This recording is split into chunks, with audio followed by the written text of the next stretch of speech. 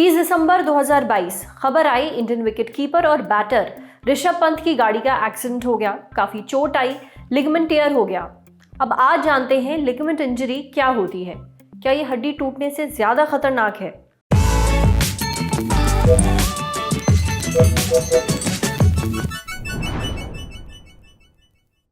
तीस दिसंबर 2022 खबर आई, Indian wicketkeeper और बैटर ऋषभ पंत की गाड़ी का एक्सीडेंट हो गया। वो बाल बाल बचे पर उन्हें काफी ज्यादा चोट आई। घुटने में लिगामेंट टियर भी हो गया, जिसकी वजह से वो काफी ज्यादा दर्द में थे। हाल फिलहाल में उनकी घुटने की सर्जरी हुई है।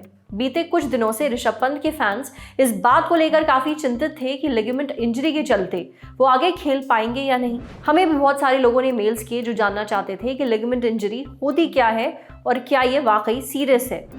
ऋषभ पंत के एक्सीडेंट के बाद लिगामेंट इंजरी पर काफी बात होने लगी है, पर यह स्पोर्ट्स एक्सीडेंट या फिर जोड़ यानी जॉइंट मुड़ने पर होने वाली चोट है जो अपने आप ठीक नहीं होती। आमतौर पर लोगों को जब गंभीर मोच आ जाती है या एक्सीडेंट होता है तो सबसे पहले फोकस जाता है हड्डियों पर। सबको लगता है कि चलो हड्डी तो नहीं टूटी, फ्रैक्चर नहीं हुआ तो कोई ज्यादा नुकसान नहीं हुआ, पर ऐसा नहीं है। लिगामेंट इंजरी भी उतनी ही सीरियस होती है। क्या है ये, जानते हैं डॉक्टर्स से। Ligaments are the elastic band of tissues या एक तरह की रस्सियां होती हैं जो कि हमारी दो हड्डियों को आपस में जोड़ती हैं और हमारे जॉइंट्स को स्ट्रेंथ और स्टेबिलिटी प्रोवाइड करती हैं। तो जहां पर भी हमारी दो हड्डियां आपस में मिलती हैं और एक जॉइंट बनता है तो उस जॉइंट को स्टेबलाइज करने और उन हड्डियों को जोड़ने का काम लिगामेंट्स करते हैं। जैसे ये हमारा घुटना है तो घुटने के अंदर हमारे 4 मेन लिगामेंट्स होते हैं। साइड्स में MCL और LCL जो हमारे घुटने को साइड टू साइड की स्टेबिलिटी प्रोवाइड करते हैं, और घुटने के अंदर फ्रंट में ACL और पीछे की तरफ PCL जो हमारे घुटने को आगे पीछे की स्टेबिलिटी प्रोवाइड करते हैं। मोस्ट कॉमनली हमारे लिगामेंट्स का injury is because of the twisting injury of the joint. तो नॉर्मली हमारे घुटने के अंदर अगर प्लेन सिंपल मूवमेंट होता है तो लिगामेंट्स इंजर नहीं होते हैं, लेकिन अगर अनगार्डेड या ट्विस्टिंग इंजरी हो जाती है घुटने की तो ये लिगामेंट्स रप्चर हो सकते हैं। अगर लिगामेंट्स रप्चर होंगे तो सबसे पहले आपके घुटने में स्वेलिंग आएगी, घुटना बहुत पेनफुल हो जाएगा और आप अपना पूरा वेट लेके इस पे नहीं चल पाएंगे। तो मोस्ट कॉमनली ये इंजरीज स्पोर्ट्स खेलते हुए जैसे कबड्डी, रेसलिंग या फुटबॉल जैसे स्पोर्ट्स में या फिर रोड ट्रैफिक एक्सीडेंट्स में देखी जाती हैं, जिसमें जब आप इमरजेंसी में जाते हो तो आपका एक्सरे तो नॉर्मल होगा लेकिन घुटने के अंदर स्वेलिंग होगी, तो आपको ये सोचना चाहिए कि इसमें लिगामेंट इंजरी हो सकती है और किसी स्पेशलिस्ट से उसका चेकअप करवाएं और जांच करवाएं। अगर हम इस लिगामेंट इंजरी को अनट्रीटेड छोड़ देते हैं तो इसके दुष्परिणाम क्या होंगे?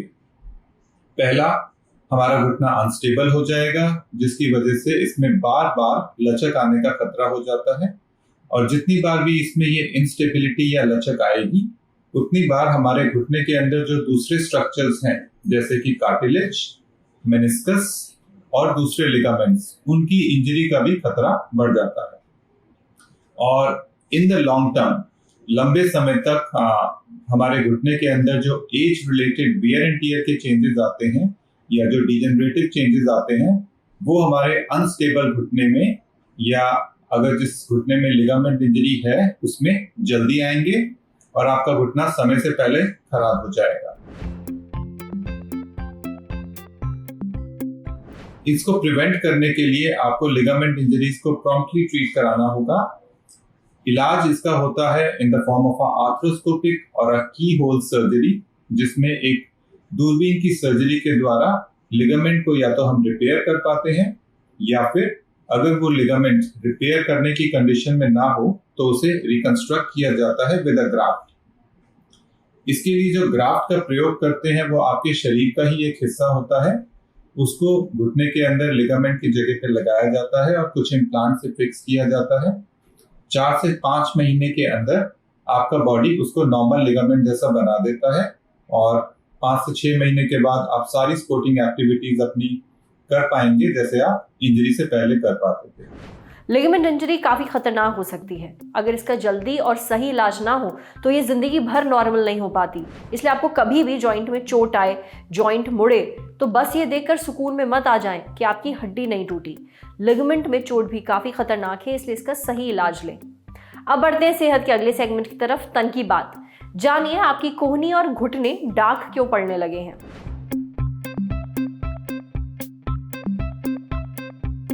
हमारी कोहनी और घुटनों की स्किन आसपास की स्किन से थोड़ा ज़्यादा डार्क होती है। ऐसा होने के पीछे सबसे पहला कारण है यहाँ की स्किन मोटी होती है।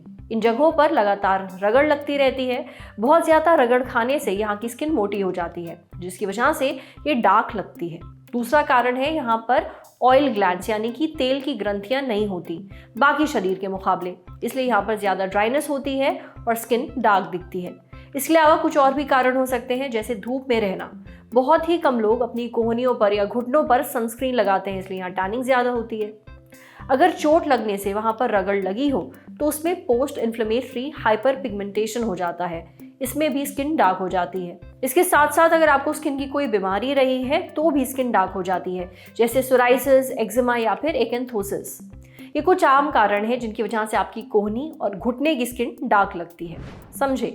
अब आ रही है सेहत के आखिरी सेगमेंट की, खुराक यानी झकास सी हेल्थ टिप। जानिए ठंड में अपनी डाइट में अदरक क्यों जरूर शामिल करना चाहिए। ठंड के मौसम में अपनी डाइट में अदरक जरूर शामिल करें। क्यों? ठंड में हम लोग अक्सर बीमार पड़ते रहते हैं, कभी बुखार तो कभी खांसी जुकाम। इम्यूनिटी काफ़ी ज़्यादा कमज़ोर हो जाती है। अदरक आपकी इम्यूनिटी मजबूत बनाता है। ये बैक्टीरिया, वायरस और शरीर के अंगों में होने वाली सूजन से बचाता है। इन्फेक्शन से होने वाली बीमारियों के खिलाफ आपकी इम्यूनिटी बढ़ाता है। इसलिए इसे आप काढ़े में, चाय में या फिर सब्जी में अपने स्वाद अनुसार डाल सकते हैं।